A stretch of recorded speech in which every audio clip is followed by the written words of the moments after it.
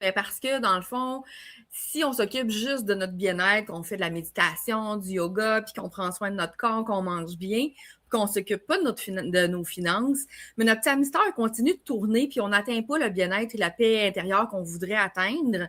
Donc, moi, j'apporte vraiment le côté financier, mais avec la pleine conscience, puis aussi, surtout, de prendre soin de nos finances avec bienveillance. Parce que on prend souvent nos finances du côté rationnel, mais on oublie qu'il faut prendre soin de nos finances, mais d'être bienveillant avec soi-même quand on prend soin de nos finances, parce que quand on y va juste avec le côté rationnel, ça fonctionne pas tout le temps. T'sais, on commence à faire notre budget, puis quand ça fonctionne pas, dire OK, mais le budget, il fonctionne pas, on le met de côté, puis on continue notre vie avec ça. Mais dans le fond, le budget, quand il fonctionne pas, c'est pas si grave que ça. Puis là, quand je dis ça à mes clientes, les gens font comme Hein?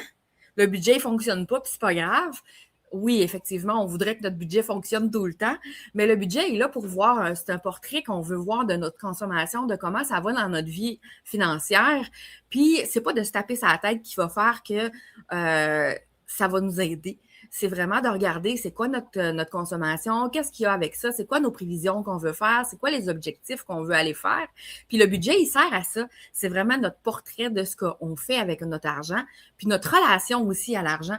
Donc, la relation à l'argent vient du bien-être aussi, de qu'est-ce qu'on a appris, qu'est-ce qui nous a été transmis. Fait que, tu vois, je pourrais continuer à en parler super longtemps comme ça, parce que c'est vraiment ma passion, les finances.